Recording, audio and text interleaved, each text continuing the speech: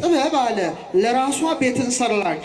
ወአቀመት ላቲ ሰባት አዕማደ ሰባት ምሰሶዎችን ለራሷ አቆመች ይላል። ጥበብ ያለው ማን ነው? እግዚአብሔር ነው። ሰባቱ ምሰሶች የተባሉት ማን ናቸው? ሰባቱ ዕለታት ናቸው። በይበልጥ ግን ትርጓሜው ቤት የተባልን ማንን? እኛ የእግዚአብሔር ማደሪያዎች ነን።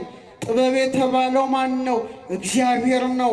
ሰባት መቅረዝ የተባሉት ወይም ሰባት ምሰሶች የተባሉት መክብበ ሕዋሳት በሆነው በራሳችን ላይ እግዚአብሔር አምላክ ያስቀመጣቸው ሰባት መብራቶች አሉ።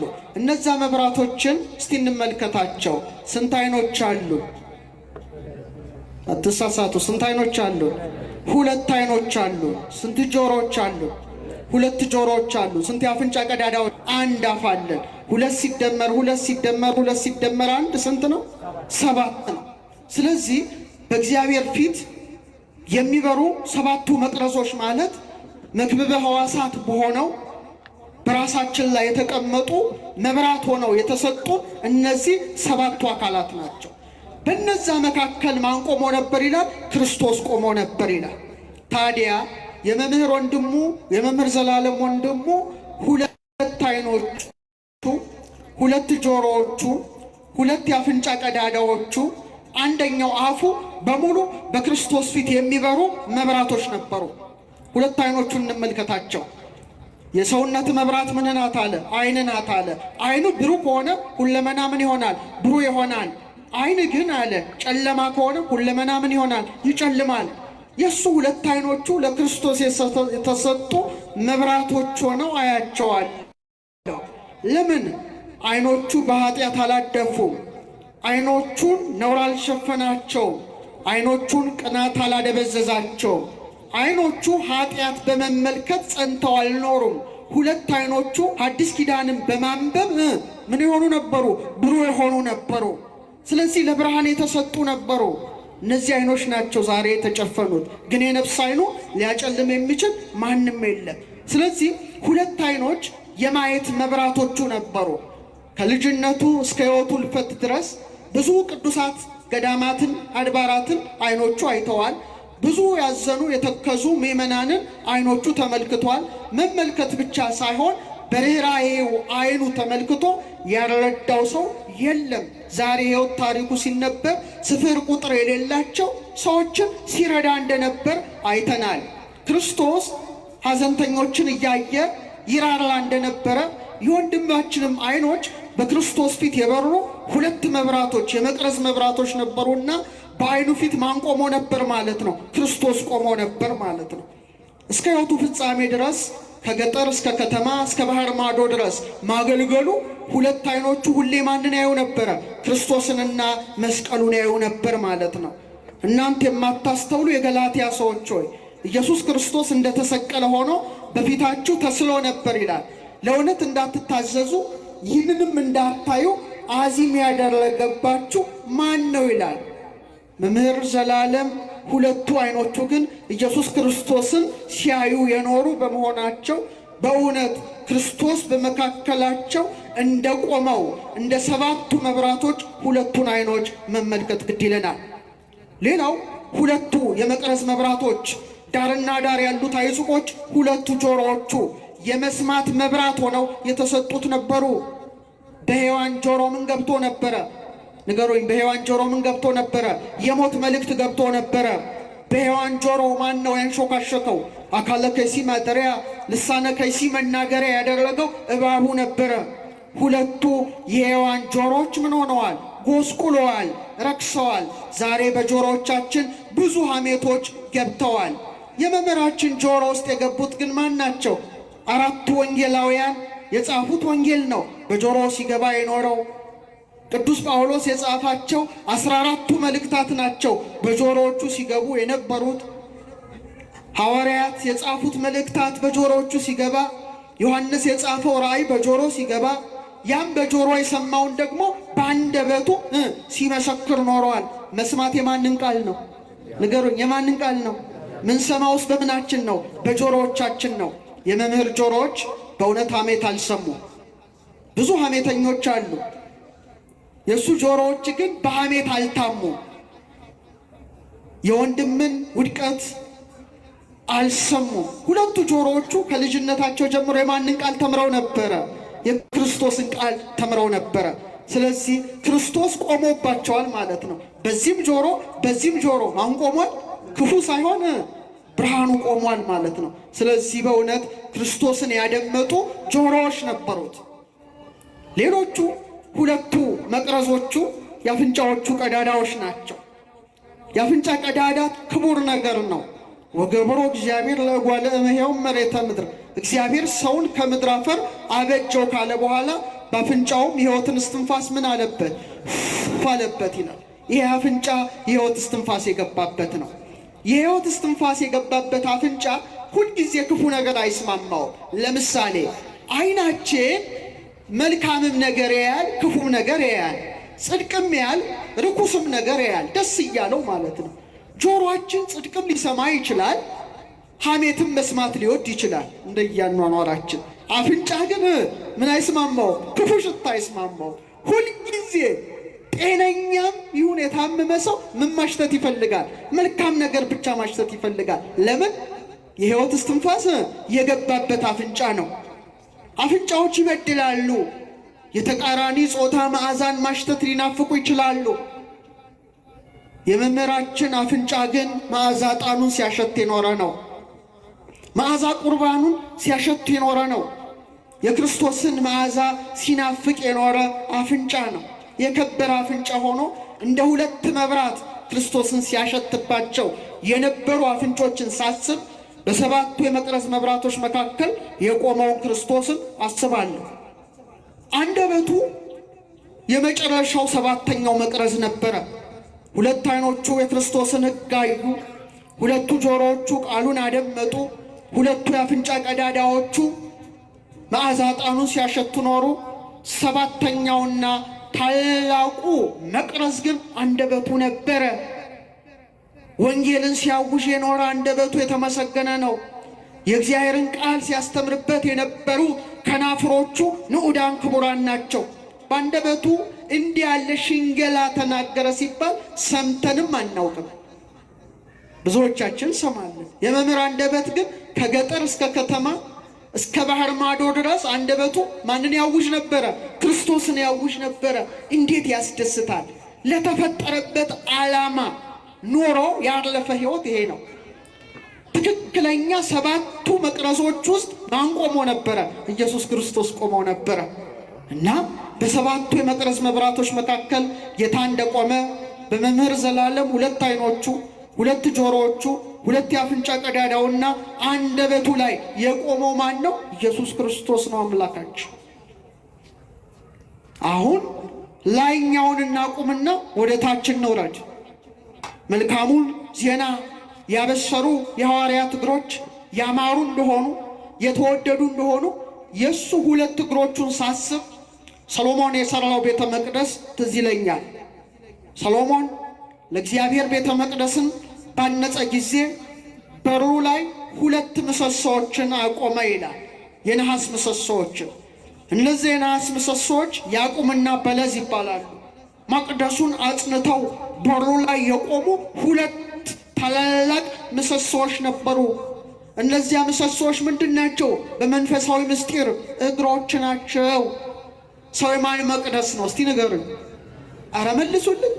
ይህም ቤተ መቅደስ እኛ ነን የሰራ ነው። ሰው ግን ሕያው የሆነ እግዚአብሔር መቅደስ ስለሆነ ራሱ ሥላሴ በእጁ ሰራው፣ አበጃጀው። ዮድ እጆች ሰሩኝ፣ አበጃጁኝ። የሕይወትን እስትንፋስ እፋለበት። ሰው ሕያው መቅደስ ነው። በሙሉ የቤተ መቅደሱ ስርዓት አጠቃላይ ሰው ላይ እንዲነበብ ነው እግዚአብሔር ያደረገው። ሰው የማን መቅደስ ነው? የእግዚአብሔር መቅደስ ነው። ትንሽ ልንገራችሁ። እዚህ ላይ በጣም የሚያስገርም ነገር ነው የምነግራችሁ። በደንብ አስተውሉ። ሙሴን ሲና ተራራ ላይ ያወጣዋል። አውጥቶ የብርሃን ድንኳንን ያሳየዋል ከናሰራሩ። ቀዳሚሃ ለጽዮን ሰማየ ሳረረ ወበዳግም አራዮ ለሙሴ ዘከመ ይገብር ግብራ ለደብተራ። ቅዱስ ያሬድ ነው። አጠቃላይ ያሳየው ስርዓት ግን ሰዎች ላይ እንዲነበብ ፈቃዱ ነበረ። እስቲ ትንሽ ነገር ልንገራችሁ። አሁን ሰውነታችሁን በመስታወት በምትመለከቱበት ጊዜ መቅደስ መሆናችሁን እንድታስቡ መሆን አለበት። ስንት እግሮች አሉ? ስንት እግሮች አሉ? ሁለት እግሮች አሉ። እንስሳቱ ሁሉ በአራት እግራቸው እንዲሄዱ ሲያደርግ ሰውን ግን ለይቶ ሁለት እግር ብቻ ሰጥቶ እንደ ዘንግ መልምሎ እንደ እሸት ፈልፍሎ እግዚአብሔር ፈጥሮታል። ለእንስሳት ለአራዊት አራት እግር የተሰጣቸው ለምንድን ነው? መሬት ነው የሚያዩት። ምን ነው የሚያዩት? መሬት ነው። ቀና ብለው ግዙፉን ሰማይ እንዲያዩ አልተፈቀደላቸውም። በመቃብርም ፈርሰው በስብሰው መሬት ውስጥ ስለሚቀሩ ሰማይ አይመለከቱም፣ ክልክል ነው ለነሱ። እኔና እናንተ ግን በመቃብር ወድቀን ስለማንቀር ሰማያዊ ርስት ስለምጠብቀን ሰማይንም አቅንተን ተመልክተን አባታችን ሆይ በሰማያት የምትኖር ብለን እንድናመሰግነው ስለፈቀደ ስንት እግር ሰጠን? ይሄን ሕያው መቅደሱ ሁለት እግር እንደሰጠው ሰሎሞን ቤተ መቅደስን ሲሰራ ሁለት ምሰሶ ይኸው ተመልከተው። እዚህ ጋር የምታው ያዕቆብና በለስ ናቸው። ታዲያ የመምህር ዘላለም እግሮች ያዕቆብ ናቸው፣ በለስ ናቸው። ያ ቤተ መቅደሱን አጽንቶ እንደቆየ በትምህርቱ ምዕመናንን ሲያጸና የኖረ ነው። ከገጠር እስከ ከተማ፣ ከከተማ እስከ ባህር ማዶ ወንጌልን ለማስተማር የገሰገሱ እግሮች ንዑዳን ክቡራን ናቸው። የኔና የናንተ እግሮች ወደ መሻታ ቤቶች ሲገሰግሱ ይውላሉ፣ ያድራሉ። ወደ ጠንቋይ፣ ወደ ሟርተኛ ቤት፣ የረከሰ የጨለማ ስፍራ የስንቶች እግር ገስግሰዋል። የስንቶች እግር ወደ ሞት መንደር ገስግሰዋል።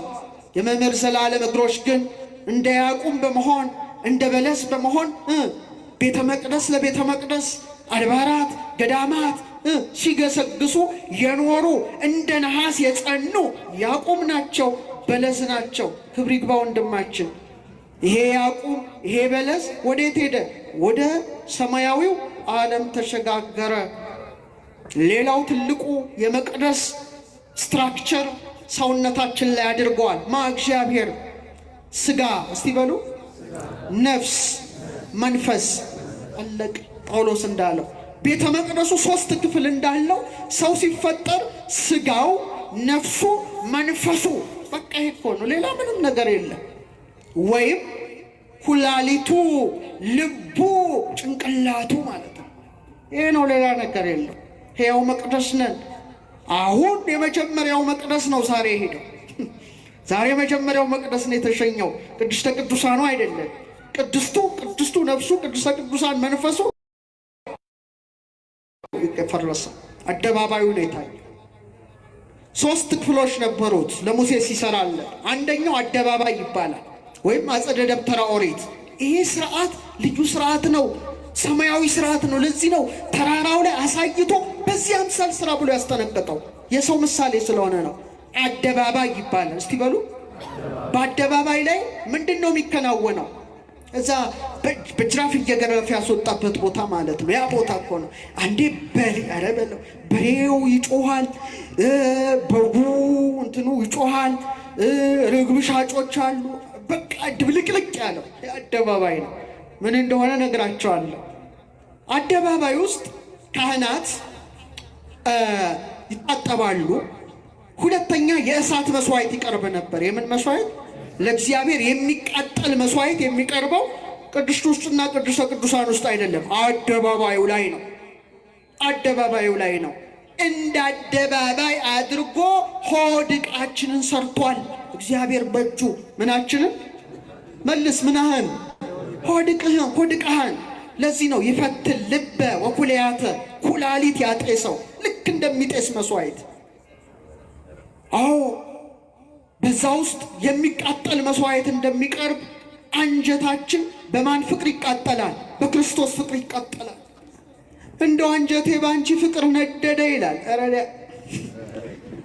የመምህር ዘላለም ወንድሙ አደባባይ የሆነው አንጀቱ ግን በክርስቶስ ፍቅር የተቃጠለ ነው። እውነት ነው፣ ምስክር ነን። አደባባዩ፣ ሆድቃው፣ አንጀቱ በማን ፍቅር ነው የተቃጠለው? ልክ እንደ ዮሐንስ አማው ተከርሱ ይላል። የሆዱ አንጀት ይላል እዛ በሰዓታት ላይ እንድ ከመነደ እሳት እንደ እሳት ነበልባል ተቃጠለ ይላል። መስቀሉ ጋር ቆሞ ጌታን ያየዋል። በችንካር የተበሱ እጆቹን እግሮቹን የደፋውን የሾህ አክሊል 6666 ጊዜ የተገረፈው ስጋው አልቆ ደግሞ መግረፊያቸው ላይ የሚልጥ ነገር አለ። አጥንቱ እንደ በረዶ ነጭ ሆኖ የተሰቀለውን ማንን ያይ ነበረ? እና አንጀቱ ይላል ተቃጠለ ይላል። ነደደ። በማን ፍቅር? በክርስቶስ ፍቅር። አደባባይ አንጀቱ ነደደ። የመምህር ዘላለምም በክርስቶስ ፍቅር መቃጠል ነው። ያለ እረፍት አገልግሎት በአንዱ ሀገር ወደ አንዱ ሀገር፣ ከአንዱ ሀገር ወደ እኛ እኮ እናርፋለን። በጾም ላይ፣ በትህርምት ላይ፣ በድንግልና ሕይወት ላይ፣ ከጎን ደጋፊ ባለመኖር ላይ ያለማቋረጥ ይሄ ሁሉ የሆነው አደባባይ አንጀቱ በክርስቶስ ፍቅር ስለተቃጠለ እንጂ እንደኔና እንደናንተ በምግብ ፍቅር፣ በጾታዊ ነገር ፍቅር፣ በእግር ኳስ ተጫዋቾች ፍቅር ስለነደደ ስለተቃጠለ አይደለም። እና እኔ አደባባይ ሆኖ እመለከተዋለሁ። አደባባዩ ላይ በሬ ነበረ ይላል። ምን ነበረ? በሬዎች። አስባችሁታል? በጎች ነበሩ። ርግብ ይሸጡ ነበረ። ገንዘብ ለዋጮች ነበሩ። ያ ማለት አንተ እኔ ሁላችን እንደ በሬ የሆነ ትዕቢት፣ እንደ በግ የሆነ የዋህነትን ብቻ የተከተለ ግን ያልተማረ ወይም ያላወቀ ሃይማኖቱን ያላወቀ ሰው ርግብ አይሸጥም። ርግብ የመንፈስ ቅዱስ ምሳሌ ናት። መንፈስ ቅዱስን መሸጥ፣ ገንዘብ መደብር መሆን፣ ሁሉ ነገር ይታይበታል። የሰማችሁ? አዎ። እና እሱ ይሄ ከዚህ ህይወት የራቀ ይመስለኛል። ለምሳሌ አንድ ነገር ልንገራችሁ። ትንሣኤ፣ ብዙ ትንሣኤዎች አልፈዋል። አላለፉ? ብዙ ልደቶች አልፈዋል። አቤት የበላነው የበሬ ብዛት! አቤት የበላናቸው የበጎች ብዛት! አቤት የበላነው እንደ ርግብ የተመሰሉ የዶሮዎች ብዛት! በትክክለኛው መቅደስ ሰውነት ግን እውነተኛው ላም ክርስቶስ ይገባል፣ ስጋው ይበላል። እውነተኛው በግ ክርስቶስ ይገባል። እውነተኛው ርግብ መንፈስ ቅዱስ ይገባል።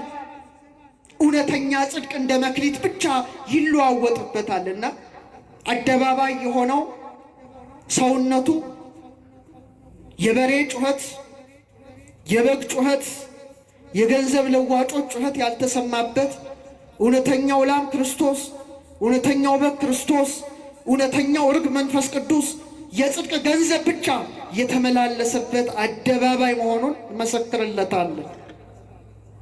ከቃሉ ጋር ናችሁ? እኛስ አደባባያችን ስንት በሬ እየጮኸ ነው። አቤት ስንት በግ። ሰላም የለውም እኮ ስጋችን። ፈቃደ ስጋው ያንገላተዋል። እንደ በሬ የሆነ ትዕቢት ያንገላተዋል። የዘር ንግድ አለው፣ የጎሳ ንግድ አለው፣ የምቀኝነት ንግድ አለው፣ የአመንዝራነት ንግድ አለው፣ የክፋት ንግድ አለው፣ የሐሜት ንግድ አለው። የክርስቶስ መቅደስ ግን እንዲህ አይነት ጩኸት የሚስማማው አልነበረም። እና የመምህራችን ሕይወት ሰላማዊ ይመስለኛል። ሰላማዊ፣ ብዙ በጎች ብዙ በሬዎች የማይጮሁበት፣ ርግብ ሻጮች የሌሉበት፣ ገንዘብ ለዋጮች የሌሉበት፣ እውነተኛው ላም ክርስቶስ፣ እውነተኛው በግ ክርስቶስ፣ እውነተኛው ርግብ መንፈስ ቅዱስ፣ እውነተኛ የጽድቅ መክሊት ወንጌል ብቻ የገባበት ነው። ስለዚህ ሁሌ እናስበዋለን። ሁለተኛው ክፍል አደባባዩን ስንሻገር ቅድስት ውስጥ እንገባለን። ቅድስት ነፍስ ናት። ቅድስተ ቅዱሳን መንፈስ ነው። ቅድስት ልብ ናት። ቅድስተ ቅዱሳን መክብበ ሕዋሳት ጭንቅላት ነው። ሁለቱንም እናያለን። ዛሬ አደባባዩ ነው ስጋው ሄደው። ቅድስትና ቅድስተ ቅዱሳኑ ግን ወደ ሊቀ ካህናቱ ብቻ ሄደዋል ለሚገባው አካል። ስጋ የመሬት ስለሆነ ቅድስት ላይ 3 ስርዓቶች እግዚአብሔር አከናወነ። ምን አይነት ነበሩ? ለነ ሙሴ ያዘዘው 7 የመቅረዝ መብራቶች እንዲበሩ አዘዘ። ስንት የመቅረዝ መብራቶች? በጣም ጥሩ። ሁለተኛ የዕጣን መስዋዕት ሁያለ እየተነነ እንዲወጣ አደረገ። ሶስተኛ ህብስት 12 ገጸ በስድስቱም በዚህ በወርቅ ጠረጴዛ ላይ እንዲደረጉ አደረገ። ይሄ ማለት ልብህ ነው፣ ልብሽ ነው። ልባችን ለእግዚአብሔር ቅድስት ሆኖ የተሰጠ ነው። 7 የመቅረዝ መብራቶች እንደሚበሩበት 7 የእግዚአብሔር መንፈስ የሚያድሩበት ልብ ነው። የሰማችሁኝ ነው? ምናችን ነው? ድገሙት። ምናችን ነው? ልብ ማለት ሀርት ማለት አይደለም። አንተ ሀርት ትርጉም የለውም። የግዕዙ ቃል ግን ትልቅ ቃል ነው። ሊቃውንት በተለይ ቀመር ሊቃውንት ሲያስተምሩን ልብ ማለት የቤተ ክርስቲያን ትልቅ ምስጢራዊ ትምህርት አለ። ልብ ማለት እንላለን የልዑል ቤት። የማን ቤት? ለማለት ልብ ልዑልን ይወክላል ፊደሉ ራሱ። በደግሞ እንደምታዩት ግድግዳ አለው፣ ጣራ አለው። ምን ማለት ነው? የልዑል ቤት። የማን ቤት? ያያችሁ የልዑል ቤት ነው። የልዑል ቤት ነው እና ልቡን ስንመለከተው እውነትም 7ቱ መብራቶች ይበሩበት ነበረ። 7ቱ መብራቶችን አይተናል አይደለም? እሳት ናቸው። እሳት ምንድን ነው? ቤተ መቅደስ ውስጥ ማታ በርቶ ነው ሲበራ የሚያድረው። ያለዛ መብራት መቅደሱ ምንድን ነው? ጨለማ ነው። የእሱ መብራቶች እንደዛ አይነቶች ናቸው ነው። የሰማችኝ ነው ኦርቶዶክሳዊ? መብራት 2 ጥቅም አለው። አንድ ሙቀት አለው፣ ሁለተኛ ብርሃን ነው። በቃ ብርሃን ሆኖ አለ አልሆነም? አረ ነገሩኝ፣ አልሆነም? ሀብታም ገሌ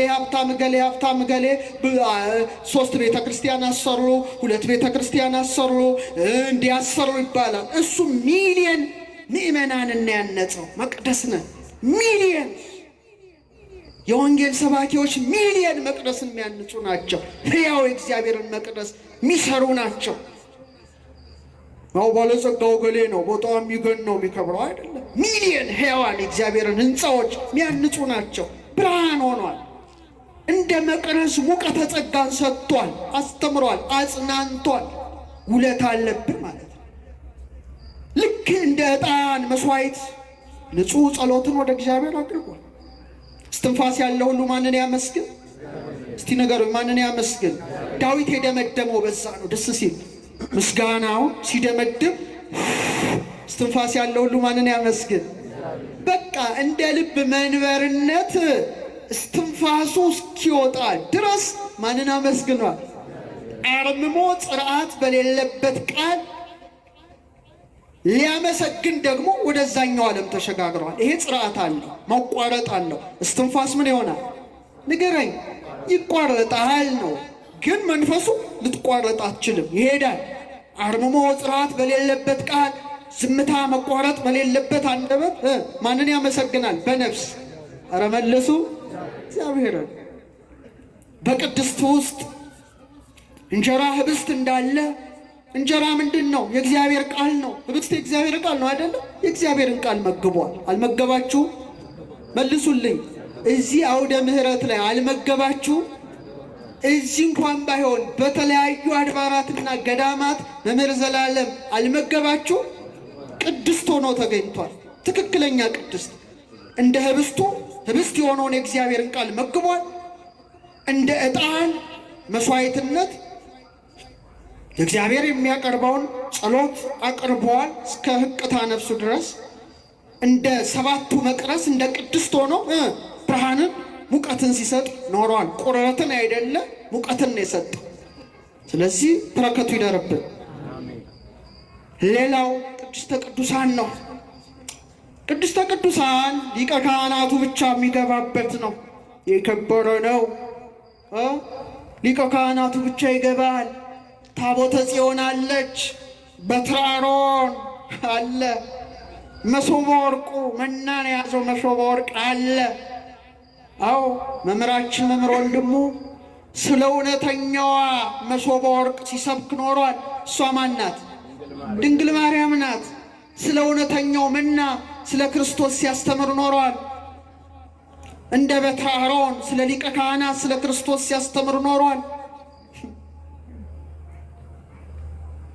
ታዲያ ቅድስተ ቅዱሳኑን ጠብቆ ሲቆይ ክርስቶስ ሲሰቀል የመቅደሱ መጋረጃ ለ2 ምን ሆነ? ንገረኝ። ተከፈለ። ዛሬ መቅደሱ ተከፈለ፣ ወደ ቅድስተ ቅዱሳን ገባ ማለት ነው። አያችሁ፣ መቅደሱ ተከፈለ፣ ወደዛኛው መቅደስ ተሻገረ። ያ የተደበቀ አይታየ የነበረው ነገር ምን ሆነ? ታየ ማለት ነው አይደል? መጋረጃው ሲከፈል እየሰማችሁ ነው። መጋረጃ ሲዘጋ ታያላችሁ? አታዩ? አናይም። ሲከፈትስ ምን ሆነ? ውስጡ ያለውን ታያላችሁ። ለምሳሌ ቤተ መቅደሱ መጋረጃ ሲከፈት ታቦተ ሕጉ እንደምታዩት፣ መንበሩ ላይ ድንግል ማርያም ይዛው እንደምታዩት፣ ጸሐሉን ጽዋውን እንደምታዩት ዛሬ ለሱ የመቅደሱ መጋረጃ መሰንጠቅ ነው። ወደ ማን ገባ? ወደ እዛኛው ዓለም፣ ያኛው ሊቀ ካህናት ወደሚያይበት አለ። በቃ ነው፣ ሽግግር ነው። ቅድም ትራንዚት አለ መምህራችን፣ ድንቅ አባባል። ዛሬ መቅደሱ የመጋረጃው እስካሁን በድንግዝግዝ ያይ ነበረ፣ ያስተምር ነበረ። አሁን ደግሞ ፊት ለፊት እናያለን እንዳለው መጋረጃው ተሰንጥቆ ፊት ለፊት ወደሚያይበት ዓለም ምን ሆኗል? ተሸጋግሯል። ወንድማችን ሞት አይደለም፣ ሽግግር ነው። ይህን ማወቅ ያስፈልጋል። ስለዚህ ሁለንተና ሐዋሱ ለእግዚአብሔር ሆኖ በማለፉ ነው ዛሬ ሁላችንም ነጭ ለብሰን አዝነን ተክዘንም ቢሆን የሸኘ ነው። የሰማችን ኦርቶዶክስ። ሌላው እንደናገረ ብቻውስ የሰው ልጅ ይገርማል። ሕያው መቅደስ ነው፣ ክቡር ነው። ዛሬ ሰውን ክብር አልተረዳንም። ዛሬ አልተረዳንም። በጣም በጦርነት የሚረግፈው እኮ እግዚአብሔር ሕንፃ ነው። ዛሬ ቤተ መቅደስ ቢቃጠል የያችንን እናስነካዋለን። መቼ ስንት የሰው ሕንፃ ፈርሷል። ደንታችን ግን አይደለም። ግራ የገባን የሰው ክብር አልተረዳንም። ሰው የሥላሴ ሕንፃ ነው፣ ከመቅደሱ እኩል ነው። ነገር ግን ልዩነቱ መቅደስ ሰውነታችን በኃጢአት ረክሷል። ይሄ ግን በቅድስና ሁሌ ነው ችግሩ። ያለው እንደዛ እንድንሆን አልተሰራንም ነበረ። በጣም የሚገርመው አንድ ትልቅ ቁም ነገር ነው የምነግራችሁ። ዛሬ ሰው ሲያርፍ አጥበን ስመን ገንዘን በክብር የምንሸኘው ለምንድን ነው? አካለ ሥጋው ራሱ ምንድን ነው? ክቡር ስለሆነ ነው። ይሄን ሥጋ ክርስቶስ ተዋህዶታል። ይሄ ሥጋ በ40 ቀን በ80 ቀን ተጠምቆ ልጅነትን አግኝቶ ሥጋውን በልቷል፣ ደሙን ጠጥቷል። ይሄ ሥጋ በዕለተ ምጽአት ከሞት ምን ይሆናል? ይነሳል። ለምን መሰለ? ለምን መሰለሽ? አሁን አንድ ምስጢር ልንገር። ጌታችን በዕፀ መስቀል ላይ ሲሰቀል ዕድሜው 33 ዓመት ነበረ። 33 ዓመት ከሶስት ትርጓሜው የራስ ቅል ወደሚባል ወደ ጎልጎታ ወሰዱት ይላል። እስቲ ትርጓሜው በሉ እስቲ። የራስ ቅል ወደሚባል ወደ ጎልጎታ ወሰዱት። እዛም መስቀሉ ተተከለ። የኔና የናንተ ጌታ ከሰማይ ዝቅ ከምድር ከፍ ብሎ ተሰቀለ። ሥጋውን ቆረሰ፣ ደሙን አፈሰሰ። ያ ላንተ ለኔ ለሁላችን የተከፈለ መስዋዕትነት ነው። በበግና በበሬ ደም ሳይሆን በእውነተኛው መሲህ በክርስቶስ ደም የተዋጀነን የእሱ የፍቅር ምርኮኞች ነን። የሰማችሁን? ታዲያ ያ መቅደስ ሰውነት ክቡር ስለሆነ እያንዳንዳችን እዚህ ምድር ላይ ስንመጣ ምን እንደሚሰጥን ታውቃላችሁ? የክርስቶስ ዕድሜ አተመብን። ማንም ሰው ምድር ላይ ሲመጣ የራስ ቅል ይሄ ነው አይደል? አይደለም ወይ? ስከል ቦን፣ ይሄ ስከል ራስ ቅል። ከዚህ ጀምራችሁ እስከዚህ ድረስ ብትቆጥሩ የሳይንቲፊክ ፕሩፍ የሆነ ነው የምነግራችሁ። ዝም ብሎ የሆነ አይደለም። ሰው ዝም ብሎ የሆነ አይደለም። እያንዳንዱ ስሩ ምስጢር አለው። ወደዛ ውስጥ አልገባ፣ ግራ ነው የሚገባችሁ። 33 ነው። አይደንቅም? ስንት ነው? ድገመው እስቲ። በቃ ቨርተብሬ የጀርባ አጥንት ቁጥር እያንዳንድሽ 33 ነው። እድሜ የሆነው እዚህ ላይ የታተመው። መቅደስህን እወቅ፣ መቅደስ መሆንሽን እወቂ። ጭንቅላት ምንድን ነው? የራስ ቅል ነው። በራስ ቅል ጎልጎታ በ33 ዘመኑ መድኃኔ ዓለም ክርስቶስ እንደተሰቀለ ዛሬም በእያንዳንዱ ክርስቲያን ርዕሰ ልቡና ላይ መስቀሉ ተተክሏል። ይቀጠበብ ታለቃ እያሌው ታምሮ በረከታቸው ይደርብን። ከዚህ ዓለም የተለዩ አንጋፋ ሊቅ ነበሩ። የራስ ቅል የሚባል የመድኃኔ ዓለም ዕለት የሰበኩት ስብከት አለ። ድንቅ ስብከት ነው። ዩቲዩብ ላይ አድምጡታል። በጣም የሚያስደንቅ ስብከት ነው። ምን አሉ? የራስ ቅል ጎልጎታ ላይ ጌታችን አንዴ ነው የተሰቀለው። በእያንዳንዱ ክርስቲያን ራስ ላይ ግን ሁሌ እንደተሰቀለ ነው። የመምህር ዘላለም ራስ ጎልጎታ ነበር። ሁሌ ክርስቶስ ተሰቅሎባቸዋል። እኛ ትንሽ ወዝወዝ ይላል፣ ይወዝወዝ ይላል። ጭንቅላታችን ስትመለከቱት ይሄ የተባለበት ሕዋስ አቤት! እኔ ፊቴን በመስታወት ሳየው እንዴት እንደምደሰት ሁልጊዜ። ስለ ውበቱ አይደለም፣ እግዚአብሔር ያስቀመጠውን ምስጢር ከመረዳት ጋር። የጌታ የስቅለቱን ስዕል ስታዩ አንድ ጭንቅላት ታያላችኋል አይደለ? ስሩ አዎ፣ ጭንቅላቱ የማን ይመስላችኋል? የአዳም። አዳም 22ኛ ፍጥረት አድርጎ እግዚአብሔር ፈጠረው። አዳማውያን የሆን ሁላችንም አባታችንን አዳምን መምሰል ስላለብን እያንዳንዱ ሰው ምድር ላይ ሲመጣ የጭንቅላታችን አጥንት ቁጥር 22 ነው። የሰማችሁኝ ነው? ስካል ቦንስ ነምበር ኦፍ ስካል ቦንስ ዩስቲ ቴክኖሎጂ ተጠቅሞ 22 የራስ ቅል አጥንት ነው ያለው።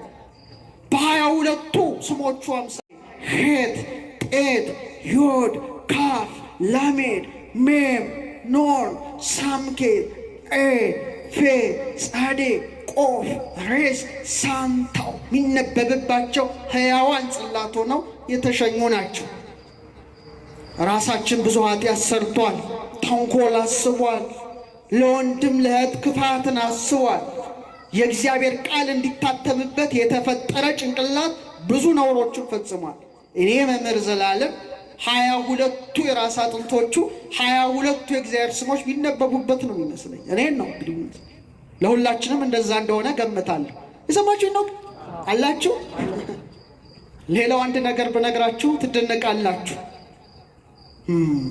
ጭንቅላት ሲከፈት ለካ የሰው ልጅ ምን ያህል ታላቅ ቅዱስ ፍጡር ነው ተብሎ ዓለምን ያስባለ ሳይንቲስቶችን እጃቸውን ባፋቸው ላይ ያስጫነ እኔም አንተም አንቺም ሁሌ ስንሰማው የሚያስደንቅ ነገር ልንገራችሁ። ይህን ማስተማር በፕሮጀክተር ነበረ እያሳየ በእውነት ልክ ጭንቅላት ሲከፈት ምን እንዳለ ታውቃላችሁ?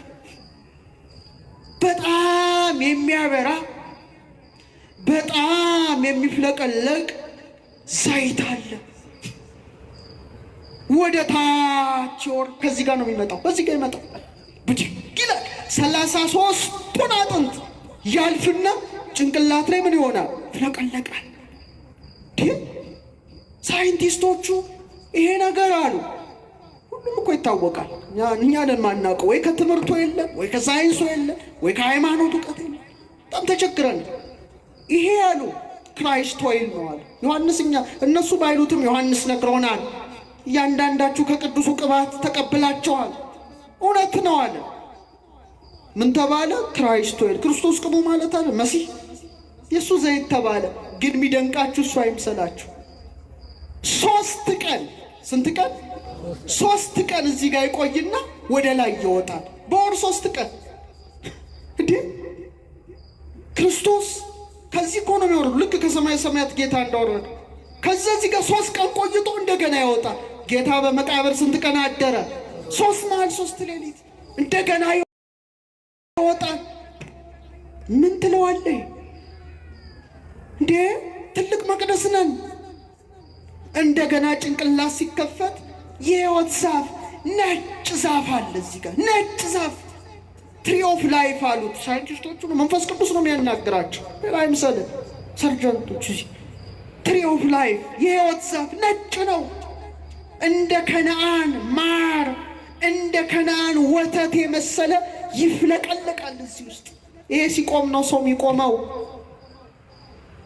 ሴሎችን እንደ ሙጫ አጣብቆ ያዘ ያንተንም የኔንም ሕዋስ ላሚኒን ፕሮቲን ይባላል። ዛሬ እንማረው እስቲ። ጉግል አድርገው። ምንድን ነው የያዛችሁት? ሞባይል፣ ቲክቶክ ወሬ ስናደምጥ ይመሻል ይነጋል እንጠራለን። ላሚኒን ክሮስ ጉግል አድርገ ስትመለከት ጌታ እጁን ዘርግቶ እንደተሰቀለ ነው የሚያሳይ። ሁሉ በእርሱ ተጋጥሟል አለ ቅዱስ ጳውሎስ ቆላስይስ ላይ። ያ ሲቆም ቆመ። ለካ ሕይወታችን ክርስቶስ ነው። ብንኖር የክርስቶስ ነን፣ ብንሞትም የማንን የክርስቶስ ነን። ሥጋችን የእሱ አደባባይ፣ ነፍሳችን የእሱ ቅድስት፣ መንፈሳችን የእሱ ቅድስተ ቅዱሳን አድርገን እንድንኖር የተሰራን መቅደሱ ነበርን። ግን አልሆነም። በሬው ይጮሃል፣ በጉ ይጮሃል፣ ርግብ ሻጮች አሉ፣ ገንዘብ ለዋጮች ይተራመሱብናል። እኮ ያጥፍቶታ ታጣው ጌታ በፍቅር ጅራፍ ወደ እሱ እንዲጠራን እነዚህን በሬዎች፣ እነዚህን በጎች፣ እነዚህን ርግቦች፣ እነዚህን ገንዘብ ለዋጮች ከሕዋሳታችን እንዲያወጣልን ፈቃዱ ይሁን። የእሱ መቅደስ ብቻ አድርጎ ይስራ። የመምህር ሰውነትን በዛ ልክ ነው ማያቸው። የሰማችሁ ነው። ግን ኦርቶዶክስ ነጋ በሉ እስቲ። በመጨረሻ ነግሬያችሁ ላብቃ። 3 ደቂቃ 4 ደቂቃ። ሁሌ በወንጌል አገልግሎት የተገናኘንባቸው አውደ ምሕረቶች የወይኔ መጀመሪያ ያስተምራሉ፣ እሱ ሁለተኛ ያስተምራል። የማስተማር ሂደት ግን አውደ ምሕረት ላይ ተቀምጦ እጆቹ መጽሐፍ ቅዱስ ይዘዋል። ሁሌ አሁን ሶሻል ሚዲያ ላይ ፖስት የሆነውን ስታዩ በእጁ ምን ይዟል? አረ መልሱልኝ፣ መጽሐፍ ቅዱስ። በጣም የሚገርም እኮ ነው። መጽሐፍ ቅዱስ እጅ ማለት ጽላት ነው። እግዚአብሔር አብ የሙሴን ሕግ በጣታችን የልጁን ሕግ በልባችን ላይ አትሞታል። ይሄን ማወቅ ያስፈልጋል። የእግዚአብሔርን ቃል በጣቶች ሰራቸው ማለት ምስጢሩ ምንድን ነው? ስንት እጆች አሉ? እስቲ ፍጠን አይዞ። ስንት እጆች አሉ? 2 እጆች አሉ። መዳፍን ሰቅለው የያዙ፣ መዳፍን አጽንተው የያዙ። ስንት መዳፎች ግን አሉ? 2 መዳፎቹ ያንዳንዱ መዳፍ ላይ ስንት ጣቶች ተሰክተዋል? 5 ብሎ መሰለን። ቅርጽ መሰላችሁ እንዴ? ዝም ብሎ ሸንተረሩ ለውበት የፈጠረው መሰል አይደለም። ሙሴን ሲና ተራራ ላይ አውጥቶ በ2 ጽላት በአንዱ 5 ትእዛዝ ጽፎ ሰጥቶ ይቅርታ ሙሴ ያን ይዞ ወረደ። ዛሬ ማለት ይሄ ነው። ስንት እጅ አለ? አረ ነገሩ እነዚህ ሁሉ ትእዛዛት አለ። በ2 ሕግጋት ተሰቀሉ አለ። ፍቅረ ቢጽ ነው ቀኝ እጅ፣ ፍቅረ እግዚአብሔር ነው ቀኝ እጅ፣ ይቅርታ ፍቅረ ቢጽ ነው ግራ እጅ። እንደ 2 ጽላት 2 መዳፎችን የሰጠ እንደ 10 ቃላት 10 ጣቶችን የሰጠ ማን ነው? እግዚአብሔር ነው። ታዲያ ጽላት መዳፉ ብሉይ ኪዳንና አዲስ ኪዳንን አስቀምጦበታል። ትክክል ያከናወነ መዳፍ ነው።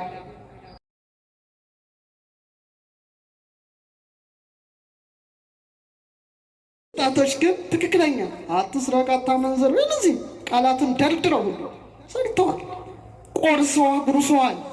ዛሬ ታሪኩ ሲነበብ ራሳችን እንደ መስታወት እንድናይ አድርጎናል።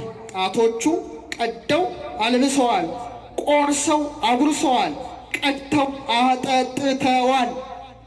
የእግዚአብሔር ቃላትን የፈጸሙ ጣቶች ናቸው አሉ። እዚህ ውስጥ በጣቶቻቸው መርዝ በጥብጠው ወንድም እህቶቻቸውን ያሳበዱ የተረገሙ ቃየላውያን ጣቶች አሉ። ግን በሞት ታስረው ክርስቶስ ፊት የሚቀርቡ ከነሙሉ ደማቸው ተጠያቂ የሆኑ ጣቶች አሉ። ጣቶች አሉ፣ የረከሱ ጣቶች አሉ። ወደ ኃጢአት የተሰማሩ፣ ደም ያፈሰሱ፣ ውርጃ ያስወረዱ፣ ኪስ ውስጥ ገብተው ገንዘብ የሰረቁ፣ የሰውን ገንዘብ ወስደው ያልመለሱ ጣቶች አሉ። እነዚህ ቃየላዊ ጣቶች ናቸው። የመምህር ጣቶች ግን በጎች ጣቶች ናቸው አይደል እንዴ? በእጁ መጽሐፍ ቅዱስ ይዘለቅ ድስ ሲላካቸው የተፈጠረበትን መቅደስነቱን ሆኖ ያለፈ ሰው መጋረጃው ዛሬ ተቀዶ መንፈሱ ወደ ቅድስተ ቅዱሳን ውሳጤ መንጦላይት ውስጥ የገባችለት ነፍስ ቀጥቶ አደባባይ ስጋው ብቻ ሲታይ ትክክለኛ ዓላማውን ሰርቶ ያከናወነ የክርስቶስ ሙሽራ ነው። የሰማችሁ ነው። ሙሽራው ክርስቶስ፣ ሙሽሪት ቤተ ክርስቲያን ብትሆን እሱ ሚዜ ሆኖ አርከመራዊ ሆኖ ስለ ሙሽራው ያወጀ ነው። ስለዚህ ከራስ ፀጉር እስከ እግር ጥፍሩ ለማን ተሰጥቶ ነበረ? ለክርስቶስ ነው። ይሄ በቃ ሲፈልግ ወሰደው ማለት ነው። የሰው የመጨረሻ አካሉ ምንድን ነው? ፍጠን የመጨረሻ አካላችን አንቺ የመጨረሻ አካልሽ ምንድን ነው? ምንም ከራስ ጸጉር የመጨረሻ እስከ እግር ጥፍር አይደል? የመጨረሻው ጸጉር ነው። ቀጥሎስ ጥፍር ነው። አይዟችሁ እንዴ ነቃ በል። ምንድን ነው የመጨረሻ ህይወትን ያማክላል ነው እኮ አይደል? ዴድ ሴል ናቸው ሁለቱም። የሚገርመው ጸጉራችሁን ስትቆረጡ ያማችኋል እንዴ? ጥፍራችሁን ስትቆረጡ ቢያማችሁ ኖሮ ጉድ ይፈላል። ዴድ ሴል ከዴድ ሴል የተዋቀረ ነው። ለምን ሞትን የሚወክሉ ናቸው ሁለቱም። ለዚህ ነው የምትቆርጣቸው። መቃቢያን ይናገራል። ፋኒዮስም ወስዶታል። ጸጉር መብቀሉ የመወለድህ ነው ይላል። ማደጉ የማደግህ ነው። ትላጨዋለህ፣ የመሞትህ ነው። ተላጭተህ አትቀርም። ዳግመኛ ምን ይሆናል? ይበቅላል። አንተም ሙተህ አትቀርም። ክርስቶስ ሲመጣ ትነሳለህ ነው። ደስ ይላል። ጥፍር መብቀሉ ወይ ጥፍርሽ መብቀሉ የመወለድሽ ነው። ማደጉ የማደግሽ ነው። ትቆረጨዋለሽ፣ የመሞትሽ ነው። ተቆርጠሽ አትቀሪም። እንደገና ምን ይሆናል? ጥፍርሽ ይበቅላል። ሰው ሙቶ አይቀርም። ክርስቶስ ሲመጣ ከምን ያስነሳዋል? ከሞት ያስነሳዋል ነው። በቃ መሽቷል፣ ቤት እንሄዳለን። ከዛስ እሺ ትበላላችሁ። እሺ ምግብ ላይ ሄዳችሁ ከዛስ እንዴት ነው የምትተኙት? ቆማችሁ ነው ወይስ ተጋድማችሁ? ቆሞ ይተኛል? እሺ ተጋድማችሁ ተኛላችሁ። ግን ተኝታችሁ ምን ታያላችሁ? ስጋችሁ ሲል ነፍስ ህልም ስታልም ታድራለች። ጠዋት አላርም ሲጮህ ወይም ዶሮ ሲጮህ ወይም ጎ ሲቀድ ብርሃን ሲመጣ ፀሐይ ስትሰናበታለን። ለምን አናይም? ተከድነናል ነው። አደባባዩ ፈርሷል ነው። ቅድስቱና ቅድስተ ቅዱሳኑ ነው ማይፈርሰው። ከዛ አልጋ ላይ መጋደማችን መቀበራችን ነው። ህልም ማለማችን ነፍስ በሕያውነት መኖሯን ያመለክታል።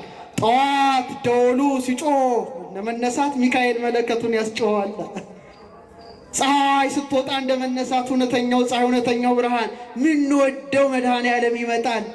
ያኔ ከሞት እንቅልፍ ነቃለን። ጳውሎስ ንቃ መዋት ይዘህ ተነውም፣ አንተ የተኛው ሟች ንቃ አለ። ማን ያበራልሃል? ክርስቶስ በል እስቲ ድገሙት እስቲ ስሙን። ወይ ያበር ለከ ክርስቶስ፣ ክርስቶስ ያበራልሃል አለ። እኔ እንግዲህ ከዋክብቱ ዓለም ስላለው ደግሞ እንደው እነዛም ባላነሳ ቅር ይለኛል። ፀሐይ የኛ ምሳሌ ናት። ውስተ ፀሐይ ሲመጽላሎቶ ይላል ዳዊት። ጥላውን በፀሐይ ላይ ያኖረ የአንድነት ሶስትነት ብቻ አይደለም፣ ያንተም የኔ ነው። ፀሐይ እንደመውጣት ትወለዳለህ። ጠፈር ላይ እንደመኖር ትኖራለህ። ፀሐይ በሰማይ ላይ ደምቆ እንደሚያበራ ደምቀ ትኖራለህ በምድር ላይ። ሰዓቱ ሲደርስ ግን ፀሐይ ትጠልቃለች፣ አንተም ትጠልቃለህ፣ ትለያለህ። ግን ፀሐይ ጠዋት መልሳ ይወጣል። እኛም ሞተን አንቀርም። ፀሐያችን ማን ነው? ክርስቶስ ነው። ሲመጣ ከሞት ይነሳል። እንዴት ደስ ይላል! እንዴት ደስ ይላል! በመጨረሻም ያን ዛፍን ባላነሳው ቅር ይለዋል።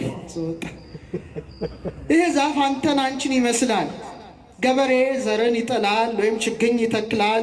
ከዛ ዛፉ ይበቅላል፣ ያድጋል፣ ያብባል፣ ያፈራል፣ ይደርቃል፣ ይቆረጣል፣ ወይ ይታጨዳል፣ ይወቃል፣ ጎተራ ይገባል። ከጎተራ ወጥቶ ተዘርቶ አሽቶ በቅሎ በስሎ 30 60 100 ያፈራል። አንተን አንቺን እኔን ይመስላል። ገበሬ ዘርን ይዞ መሬት እንደሚጥል አንተም እኔም አንቺም ስንጸነስ ከአባት ዘር ወደ እናት ማህፀን ተወረወርን። ለዚህ ነው እናት የምትባለው መሬት። እናት ምድር ነው አባት ምድር?